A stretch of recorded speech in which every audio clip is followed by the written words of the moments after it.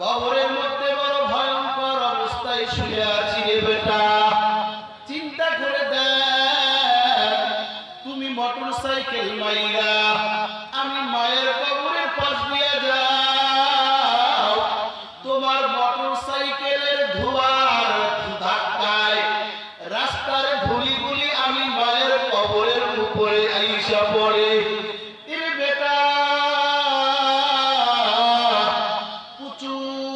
পরিমাণে বর্ষার দিন, বিবি বাচ্চা নিয়ে আরামে ঘুমাইতেছো, বেটা রে আমি মায়ের কবরের দিকে কি একবার তাকায়া দেখছো রে বাপ?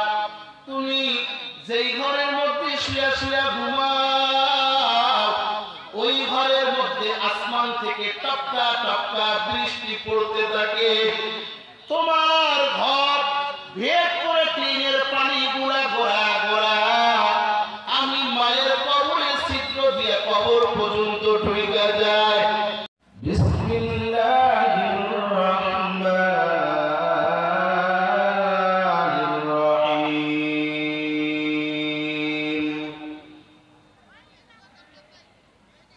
ওয়া ওয়াসাইনাল ইনসানা বিওয়ালিদাইহি হামালাতুহু উম্মুহু وهنا على وهن وفصاله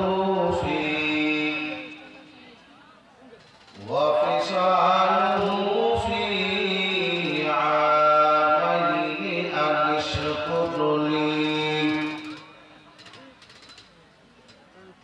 اشكر لي ولوالدي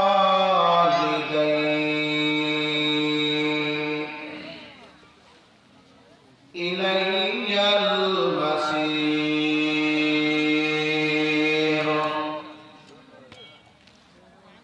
وقال النبي صلى الله عليه وسلم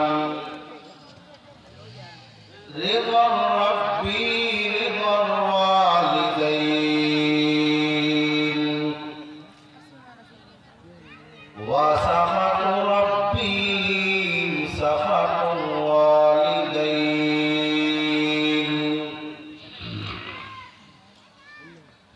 صدق الله مولانا العظيم وصدق رسوله النبي الأمي الكريم ونحن على ذلك من الشاهدين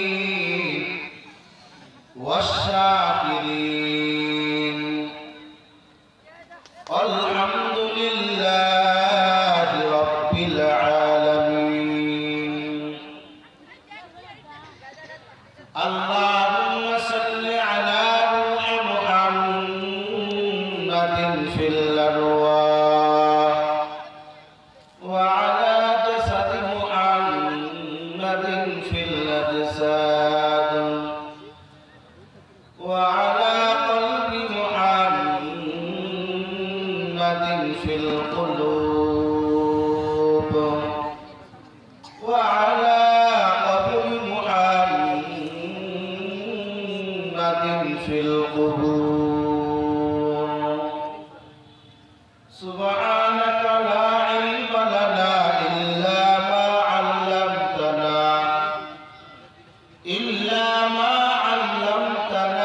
إنك أنت العليم الحكيم. رب اشرح لي صدري ويسر لي أمري واحلل عقدة من لساني يفقهوا قولي.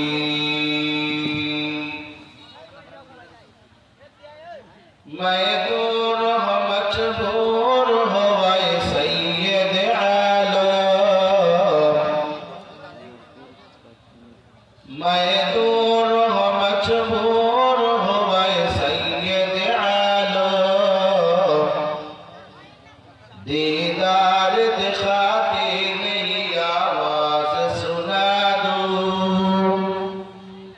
दीदार दिखाते नहीं आवाज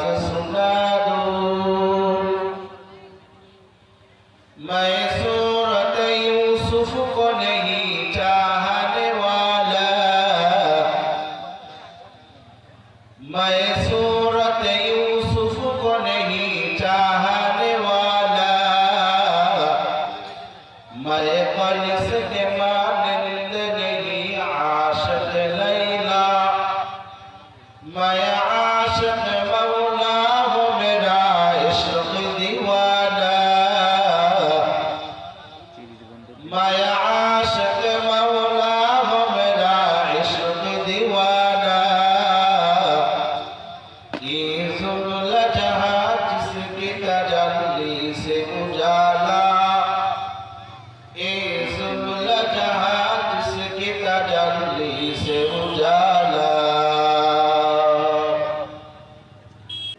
ছেলে এবং মেয়ে, আমি বলছি ভলিউম বাড়াইতে, আওয়াজ বোঝা যাচ্ছে না বাইরে থেকে। ছেলের বাড়ির লোকেরা যদি মেয়ে দেখতে যায় অথবা মেয়ের বাড়ির লোকেরা যদি ছেলে দেখতে আসে, তাহলে আমরা পরিবারের মানুষ যারা আছি তারা পরিবারটাকে এত সুন্দর পরিপাটি আর পরিচ্ছন্ন ও মানুষদের ব্যবহার আর আখলাক এত সুন্দর চরিত্র গঠন করতে চাই, যাতে করে উভয় পরিবারের সদস্য একে অপরের সঙ্গে মোলাকাত হয়ে গেলে যেন আত্মীয়তাটা অতি তাড়াতাড়ি বন্ধনে আবদ্ধ হয়। এরকম একটা পজিশন আসে না? আসে। আমি আপনাদের মহল্লায় একেবারেই নতুন, আপনারাও নতুন। আমার থেকে যে আন্তরিকতা আসবে, আপনারা যদি ওই আন্তরিকতা আমাকে দেন, তাহলে দুই আন্তরিকতা মিলে গেলে আমাদের বন্ধন সঠিক হবে, দেখা হবে জান্নাতে। বলেন আমিন। আর একটু আওয়াজ করে বলেন আমিন। আজকের এই মাহফিলটা হওয়াতে আপনারা কি খুশি না বেজার? খুশি না বেজার? আপনারা যারা এখানে আসছেন ও বসছেন তারা খুশি, কিন্তু যারা এখনো বাইরে ঘুরতেছে, দোকানপাটে আর চায়ের দোকানে আড্ডা দিতেছে, তারা বুঝি বেজার? তারা যদি বেজারেই না হতো, এত সুন্দর আয়োজনে তো তারা অবশ্যই এসে এতক্ষণ বসে যাইতো। কথা বলেন ঠিক কিনা? যে পরিমাণ মানুষ বাহিরে, ওই মানুষগুলা যদি ভিতরে চলে আসে তো এই পুরা স্টেজ ভর্তি হয়ে যাবে ইনশাআল্লাহ। এজন্য যারা আমরা বাইরে আছি, মেহেরবানি করে চলে আসেন। চায়ের দোকান কালকে পাওয়া যাবে, মনিহারির দোকান কালকে পাওয়া যাবে, গুড়ের জিলাপির দোকান কালকে পাওয়া যাবে, কিন্তু এত সুন্দর আয়োজন আগামীকাল আর পাওয়া। নবী বলেন, এইরকম মজলিসে যারা আসলো আর বসলো, আল্লাহ তাদের জিন্দেগির গুনাহ মাফ করে মাসুম আর নিষ্পাপ করে বাড়িতে ফিরে আনবে। সুবহানাল্লাহ। একটু জোরে বলেন। এই যুবক ভাইরা সুবহানাল্লাহ বলো না কেন? আওয়াজ করে বলো। এই যুবকদের তাকবীর আর সুবহানাল্লাহ, আলহামদুলিল্লাহ, আল্লাহু আকবারের ধ্বনিতে এই বাংলার জমিনে অমরপুর প্রমাণিত পাড়ার থেকে আওয়াজ যদি উঠে যায় যুবকদের কণ্ঠ থেকে, আমি তো মনে করি পুরা বাংলাদেশ নয়, পুরা বিশ্বের জমিনে কালেমার পতাকা পটপট করে উঠতে থাকবে। কথা বলেন ঠিক কিনা? যুবকের আওয়াজ যদি বন্ধ হয়ে যায়, চতুর্দিকে যে শগুন লেগেছে, এ শগুন আপনার আমার ইমান সালে বলে কৌশলে গ্রহণ করার জন্য আর ছিনিয়ে নেওয়ার জন্য দাদা বাবুরা সহকারে, ওই লাল চামড়ার গোষ্ঠীরা সহকারে তারা যেভাবে বড় বড় করে চোখ করে তাকিয়ে আছে, তারা জানে বাংলার 17 কোটি মুসলমানের মধ্যে 7-8 কোটি যুবক যদি একবার নারায়ে তাকবীর আল্লাহু আকবারের স্লোগান দিয়ে মাঠে চলে আসে, আমি দাদা বাবুর রাজত্ব থাকবে না, আর আমাদের লাল চামড়ার গোষ্ঠীর রাজত্ব থাকবে না। শুধু আমেরিকা নয়, তাম দুনিয়ার আকাশের পতাকা, কালেমার পতাকা, জিহাদের পতাকা ফটফট করে উঠতে থাকবে। তাম দুনিয়ার বেঈমানরা ইসলামের সহায়তায় আসতে বাধ্য হবে। কথা বলেন ঠিক কিনা? এজন্য যুবক, শুয়ে থাকারও সময় নাই, বসে থাকারও সময় নাই, আওয়াজ দেওয়ার সময় এখনই। চিৎকার মেরে বলেন আল্লাহু আকবার। আরেকটু আওয়াজ দিয়ে বলেন আল্লাহু আকবার। নারায়ে তাকবীর, নারায়ে তাকবীর। সময় এসেছে এখন, সময় এসেছে এবার সংসদে যাবার, সময় এসেছে এবার সংসদে যাবার। শাপলা চত্বরের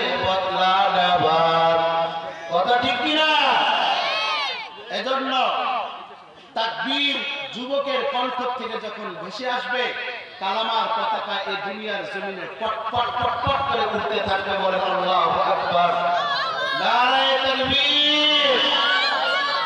ইমানদারের এই জমিনে নাস্তিকদের ঠাঁই নাই, নাস্তিকদের পক্ষে যারা তাদের কোনো রেহাই নাই। আওয়াজ দাও না, এই জোরে আওয়াজ দাও না। ইমানদারের এই জমিনে নাস্তিকদের ঠাঁই নাই, নাস্তিকদের পক্ষে যারা তাদের কোনো রেহাই নাই। ইমানদারের এই জমিনে ইসকনেরই ঠাঁই নাই, ইসকনেরই পক্ষে যারা তাদের কোনো রেহাই নাই।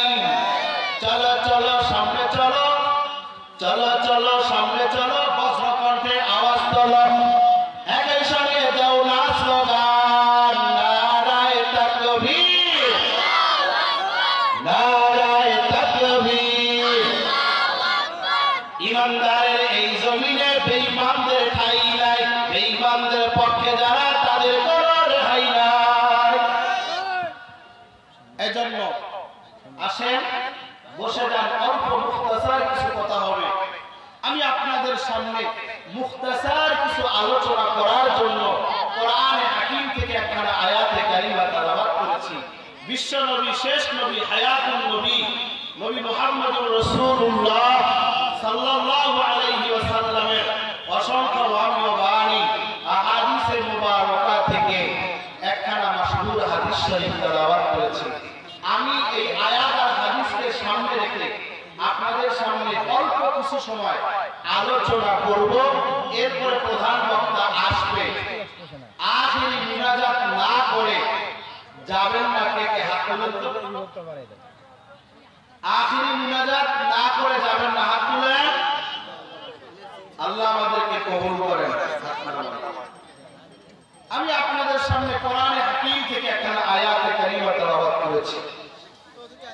আমি আয়াতে কারিমার তরজমা বলার আগে আপনাদের কাছে একটা বিষয় জানতে চাই, তা হলো আপনি আমি আমরা যারা দুনিয়াতে আসছি, এসেছে, যারা আছে আবার আসবে, এই সব মানুষগুলি দুনিয়াতে আসার পদ্ধতি কয়টা? 3 পদ্ধতি। জোরে বলেন। 1 নাম্বার পদ্ধতি, বাবা মা ছাড়া এসেছি, বাবা আদম মা হাওয়া আলাইহিস সালাম। 2 নাম্বার পদ্ধতি, বাবা নাই, শুধু মায়ের মাধ্যমে পয়গম্বর ঈসা আলাইহিস সালাম। 3 নাম্বার, আপনি আমি আমরা যারা দুনিয়াতে এসেছি মা বাবার মাধ্যমে এসেছি। কথা বলেন ঠিক কিনা?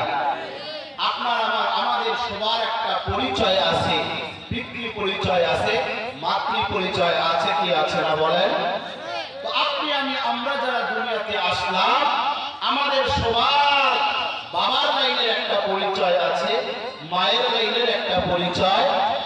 আমাদের বাবা একজন আছে, আমাদের মা একজন আছে।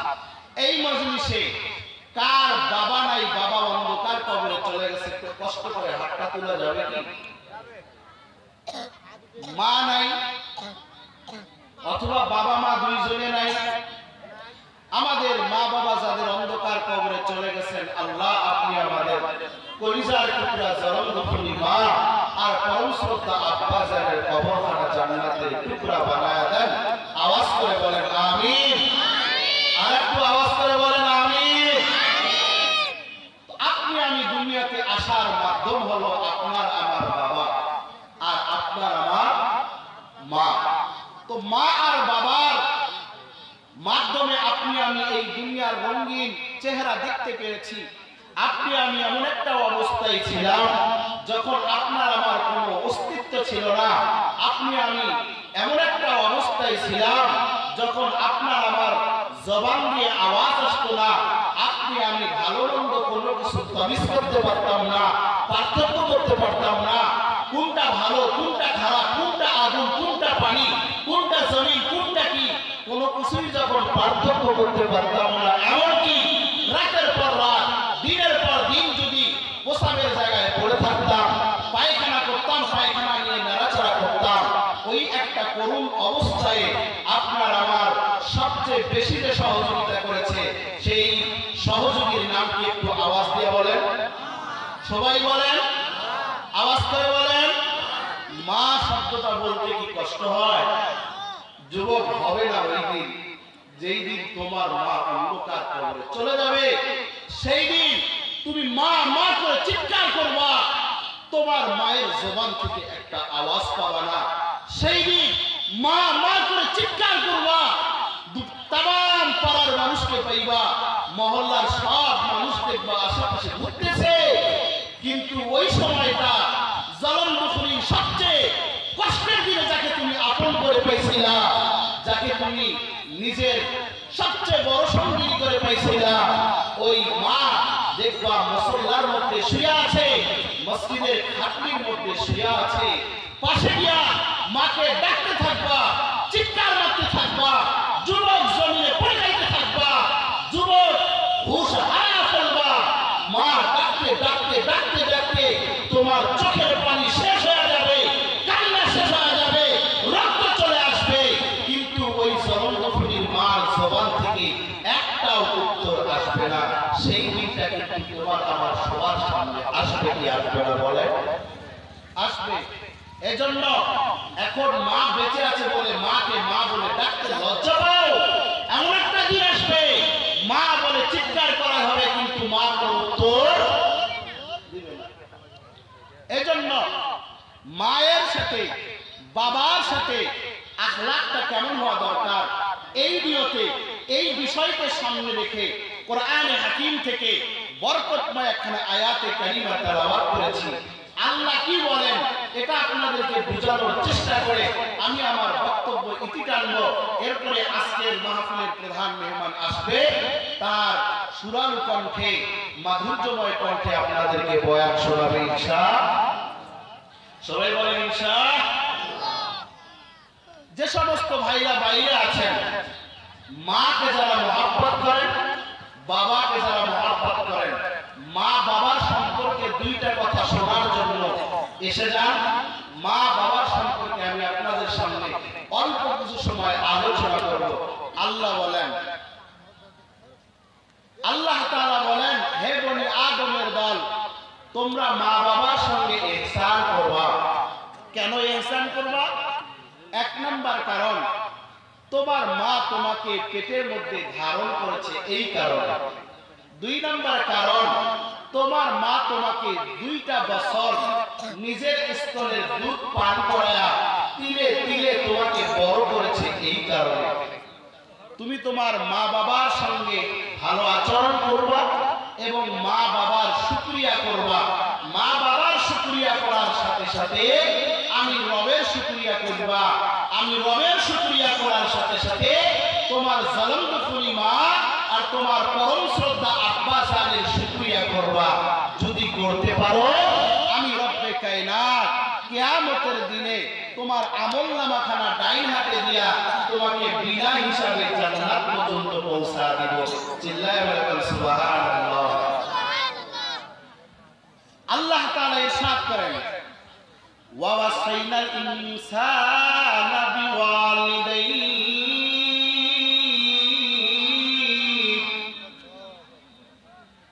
আল্লাহ বলেন, ও বনি আদমের দল, তোমাদেরকে আমি আল্লাহ নসিহত করতেছি, উপদেশ দিতেছি। তোমার মা আর বাবার সম্পর্কে উপদেশ দেই। ওয়া ওয়াসাইনাল ইনসানা বিওয়ালিদাইহি হামালাতুহু উম্মুহু, তোমার মা তোমার পেটে ধারণ করলো এই কারণে। এ যুবক ভাই, মাহফিলে আসার সময় ঘর থেকে বাইরে হয়ে গেছো, মা যদি কবরে শুয়ে ছিল, মা কবর থেকে বারবার তোমার দিকে তাকায় গেছে। এ বেটা, মাহফিলে যাইতাছিস রে বাপ, আমি না কবরের মধ্যে বড় ভয়ঙ্কর অবস্থায় শুয়ে আছি রে বেটা। চিন্তা করে দেখ, তুমি মোটরসাইকেল মাইরা আমি মায়ের কবরের পাশ দিয়ে যাও, তোমার মোটরসাইকেলের ধোঁয়ার ধাক্কায় রাস্তার ধুলিগুলি আমি মায়ের কবরের উপরে আইসা পড়ে। এ বেটা,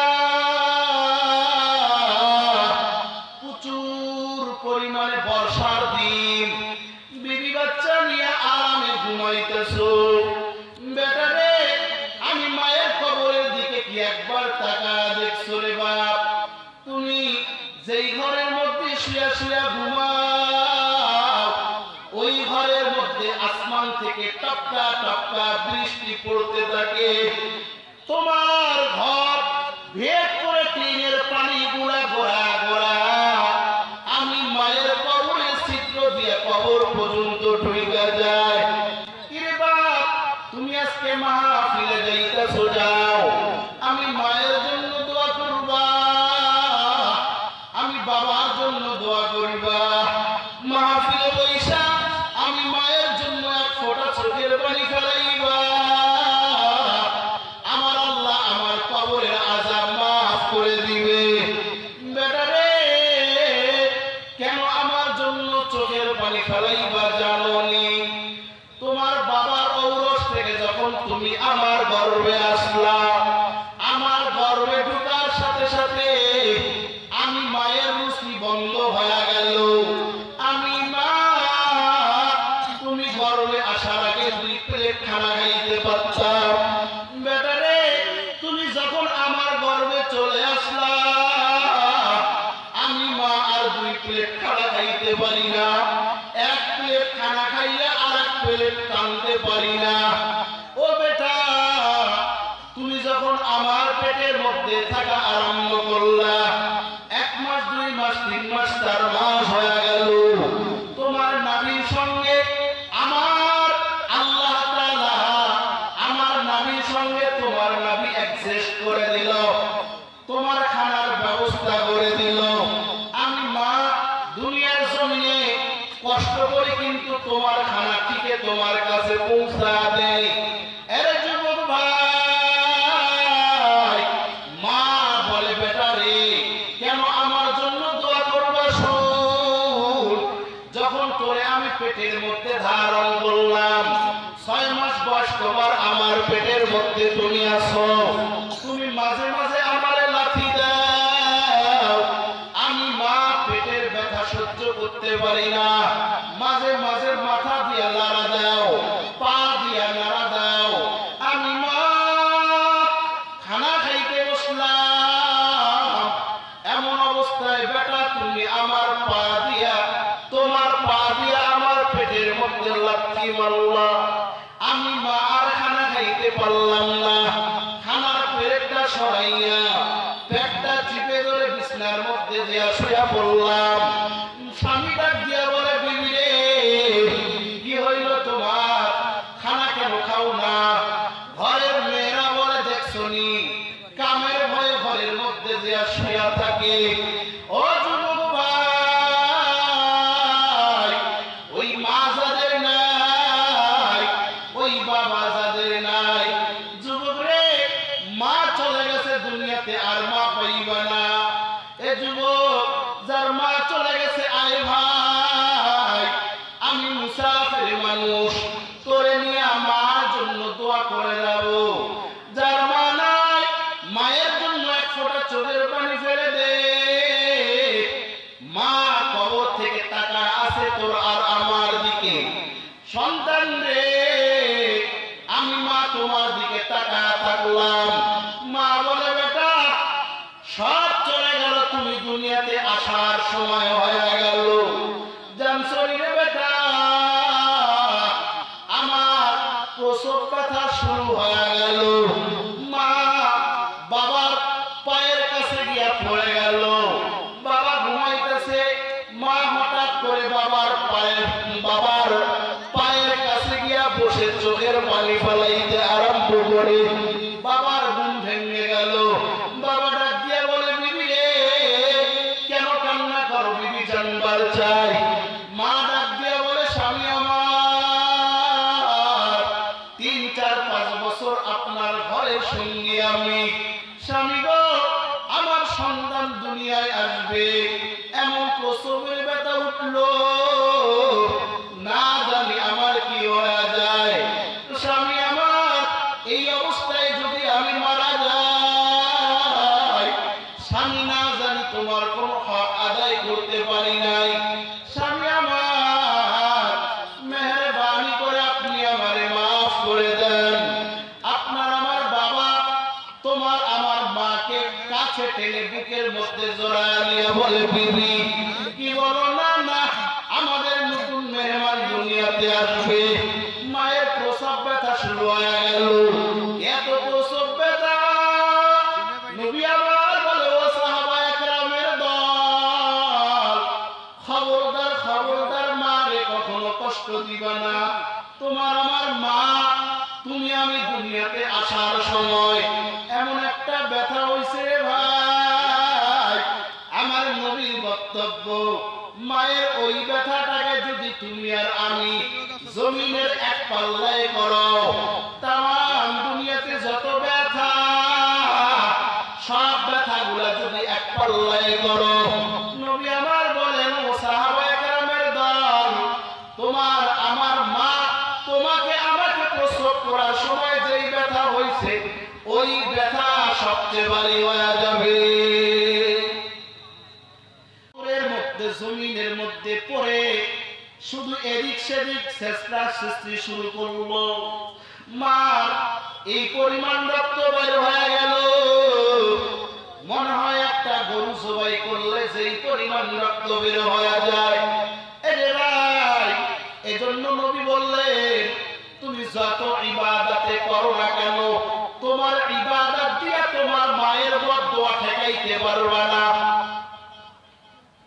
যত পরিমাণে ইবাদত করো না কেন তোমার ইবাদত দিয়া তোমার মায়ের বদদোয়া ঠেকাইতে পারবা না মা বাবা হল মুস্তাজাবুদ দাওয়াত দোয়া কবুল দোয়া করলেই কবুল হয়ে যায় সুবহানাল্লাহ বলেন দোয়া কবুল সাথে দোয়া করবে সাথে সাথে কবুল মা বাবার দোয়া আর আল্লাহর আরশের মধ্যে কোনো পর্দা থাকে না মা দোয়া করবে সাথে সাথে কবুল বাবা দোয়া করবে সাথে সাথে কবুল এক সেকেন্ড সময় লাগে না এজন্য নবীজি বলেছেন তোমার ইবাদত দিয়া তোমার মা বাবার বদদোয়া ঠেকাইতে পারবে না বনি ইসরাইলে একজন আবেদ ছিল নাম ছিল জুরাইজ ইবাদত করেছে 500 বছরের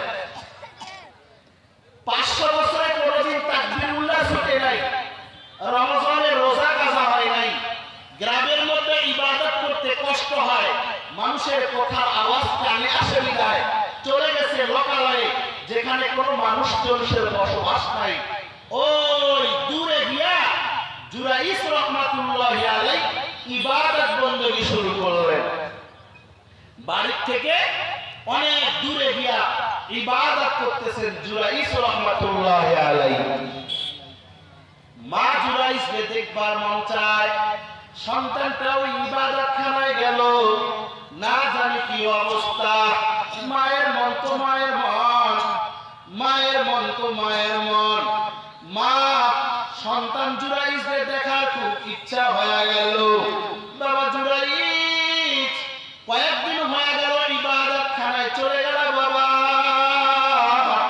কি অবস্থা আমি মায়ের জানা নাই বাবা রে আজ আমি আমার সন্তান জুরাইজকে দেখবার যাব মা বাড়ির সব কাজ সামলাইয়া নিজের সন্তান জুরাইজের সাক্ষাতে চলে গেল গিয়া দেখে জুরাইজ দরজা লাগাইয়া ছোট্ট একটা কুড়ি ঘরে ইবাদত করতেছে জুরাইজ নামাজে দাঁড়া গেল মা গিয়া ডাক দিছে জুরাইজ বাবা জুরাইজ আমি তোমার মা দরজাটা একটু খোলো বাবা তোমার ওই সুন্দর চেহারাটা একবার দেখা বাড়িতে ফিরে যাব এবার জুরাইজ চিন্তা করলেন আমি তো আমার মাওলার সামনে দাঁড়া গেলাম আমি কি নামাজ ছেড়ে দিব নাকি আমার মায়ের ডাকে সাড়া দিব আমার মায়ের ডাকে সাড়া দিব নাকি আমি নামাজ ছেড়ে দিব নাকি নামাজ ছাড়ব না জুরাইজ বহুক্ষণ চিন্তা করার পরে নামাজ ছাড়লেন না মা অসহায় হয়ে ঘরে ফিরে গেলেন কিছুদিন পর আবার মা নিজের সন্তান জুরাইজকে দেখার জন্য ইবাদতখানায় হাজির ডাক দিছে বেটা জুরাইজ কোথায় রে বাপ একটু দরজা খুল আমি মা শুধু তোরে এক নজর দেখবো। বেটারে কসম ওই কুদরতি আল্লাহর, কসম ওই আল্লাহ যার কুদরতি হাতে আমার জীবন। বাবারে তোর একটা মুহূর্ত আমি নষ্ট করব না। বেটা তুমি শুধু একবার আমার দেখা দিবা। জুরাইজ নামাজে দাঁড়ানো, জুরাইজ চিন্তা করে আমি কি নামাজ ছাড়বো নাকি ছাড়বো না। অনেক সময় চলে গেল, নামাজ জুরাইজ ছাড়ে না। মা আবার ফিরে চলে গেল বাড়িতে। তৃতীয়বারের মতো জলম দুখনি মা আবার চলে আসলো জুরাইজের কাছে। আয়েশা চোখের পানি ফেলায়, জুরাইজ বেটারে আমি মা 3টা দিন থেকে তোর মুখটা দেখবার চাই। ও বেটা তুমি শুধু একবার তোমার নুরানি চেহারাটা আমার দেখাও রে বেটা। জুরাইজ নামাজে মগ্ন, জুরাইজ নামাজে দাঁড়ানো। জুরাইজ কয় নামাজ পড়বো, নামাজ ছাড়বো কি ছাড়বো না। লম্বা সময় চলে যায়, মা এবারও চলে যাবে। নৈরাশা মা ফিরে যায়, কিন্তু মা ফিরে যাওয়ার আগে মায়ের জবান থেকে একটা কথা বের হয়ে যায়, বেটারে 6 দিন আগে আসলাম দেখা দিলি না, 12 দিন আগে আসলাম দেখা দিলি না। আজকে আমি জলম শুনি মা তোমারে দেখার জন্য তৃষ্ণা নিয়ে আসলাম, আজকেও তুমি দেখা দিলা না। বেটারে আল্লাহ যেন তোরে একটা যার সন্তানের মুখ না দেখাইয়া কবরে না দেয়। মা বলে চলে গেলেন ঘরে। রবের কি কারিশমা, ওই মহল্লায় এক মেয়ে যার সন্তান জন্মগ্রহণ করলেন, বাবা নাই, সন্তান কোলে নিয়ে ঘুরতেছে। এলাকার মানুষ বলে কি ব্যাপার, সন্তান কোথায় পাইলা, তোমার তো বিয়েই হয় নাই, সন্তান কই পাইলা। এবার মেয়ে বলে ও গ্রামের মানুষ শোনো, তোমরা যারে ভালোবাসা ওলি বানাইয়া ওই ইবাদতখানা বানায়া দিছেন, ওই যে ইবাদতখানার মধ্যে যে লোক জুরাইজ, ওই জুরাইজ আমার সাথে অপকর্ম করেছে, ওই অপকর্মের কারণে আমি সন্তান প্রসব করেছি। বলেন মায়ের দোয়া কবুল হইল কি হইল না? সবাই বলেন। গ্রামের সব মানুষ লাঠি নিয়ে জুরাইজের ইবাদতখানায় হাজির। আয়েশা মুহূর্তের মধ্যে ইবাদতখানা ভেঙে ফেলল। বেটা কয় কি, বাড়ির পহেলা লাউটা তারে খাওয়াইতাম, মুরগি ডিম পারলে প্রথম ডিমটা তারে দিতাম। আজকে এই এত বড় শয়তান এই মেয়ের সঙ্গে অপকর্ম করে যার সন্তান জন্মগ্রহণ করাইল। মুহূর্তের মধ্যে জুরাইজের ইবাদতখানা ভেঙে জুরাইজকে মারা শুরু করলো। জুরাইজ কয় ভাই আমার একটা কথা শোনো, আমার একটা আবেদন শোনো, আমার একটা আপত্তি শোনো, আমার একটা মিনতি শোনো ভাই, আসলে আমি এই কাজ করি নাই। গ্রামের মানুষ বলে তুমি যে এই কাজ করো প্রমাণ, বলে ওই মেয়ের নবজাতক 1 দিনের শিশু বা 2 দিনের শিশুই প্রমাণ দিবে যে আমি এই কাজ করি নাই। মানুষের মাথা খারাপ করে কি, 1-2 দিনের সন্তান কথা বলতে পারে? বলে আচ্ছা তোমার প্রমাণ পেশ করো। এদিক দিয়ে খবর কিন্তু মায়ের কানে গিয়া হাজির। জানছো জুরাইজের মা, জানো তোমার সন্তানকে তো এলাকার মানুষ মারধর করতেছে, ইবাদতখানা ভেঙে দিয়া দিছে। কেন? কয় তোমার সন্তান একটা মেয়ের সঙ্গে অপকর্ম করার কারণে ওই মেয়ে সন্তান প্রসব করেছে, তোমার ছেলে অপকর্ম করে। জুরাইজের মা যায় নামাজ বিছাইয়া মুসল্লায় বসে গেছে, সেজদায় পড়ে কান্দে, মালিক না গো মালিক না, আমার জুরাইজ এমন নয়, আমার জুরাইজ এমন কাজ করতে পারে না। মালিক গো আমি মা একটু কষ্ট নিয়া হঠাৎ আমার মুখ থেকে এই কথাটা বের হয়ে গেছে। আল্লাহ গো তুমি তো জানো আমি এই কথাটা অন্তর থেকে কখনো বলি নাই। না গো মালিক না, আমার সন্তান জুরাইদ এ কর্ম কখনো করতে পারে না। এদিক দিয়ে মায়ের দোয়া আরশে গিয়া পৌঁছে যায়। আল্লাহ বলে জিবরাইল, মায়ের দোয়া আমি আল্লাহর কাছে হাজির। কারণ মা দোয়া করলে এ দোয়ার মধ্যে কোনো পর্দা থাকে না। মা যদি কুড়ে ঘর থেকে দোয়া করে আসমানে পৌঁছে যায়, মা যদি খোলা জমিন থেকে দোয়া করে আসমানে পৌঁছে যায়, মা যদি হিন্দু আমি মহিলাও হয় আর ওই হিন্দু মহিলাও যদি সন্তানের বিপক্ষে দোয়া করে কবুল হয়ে যায়, বাবা যদি হিন্দু হয় আর ওই হিন্দু বাবা যদি সন্তানের বিপক্ষে দোয়া করে কবুল হয়ে যায়। জুরাইদের মা কয় মালিক না গো প্রভু না, আমার জুরাইদ এমন সন্তান নয়। মালিক রে, আমার অজান্তে এ কথাটা বের হয়ে গেল। আল্লাহ গো, আমার জুরাইদকে তুমি বাঁচাও। আল্লাহ বলে জিবরাইল, জুরাইদের মায়ের দোয়া আমার কাছে পৌঁছা গেছে রে, তাড়াতাড়ি যা ওই নবজাতক সন্তানের জবান দিয়ে কথা বের করে দে। এই জেনাকারিনী মহিলা বাবা জুরাইদ নয়, ওই যে রাখাল রাখালি করে ওই রাখাল হলো এই জেনাকারিনী সন্তানের বাবা। জিবরাইল আসমান থেকে 600 ডানা মেরে হাজির। নবজাতকের জবান খুলে গেল। নবজাতক ডাক দিয়া বলো, মহল্লার মানুষ শোনো, আমি জুরাইদের সন্তান নই, আমি আমার বাবা ওই যে রাখাল রাখালি করতেছে, ওই রাখাল হলো আমার বাবা। তো জুরাইদ 100 বছরের ইবাদত দিয়ে কি মায়ের বদদোয়া আটকাইতে পারছে? বলেন না, আটকাইতে পারছে? এজন্য মা বাবা কঠিন এক জিনিস। মা বাবা বেঁচে আছে, নবীজি বলেন যারা জান্নাত নিতে পারলো না তার মতো হতভাগা এই দুনিয়াতে একটাও নাই। আমি তার জন্য বদদোয়া করে গেলাম, সে ধ্বংস হয়ে যাবে।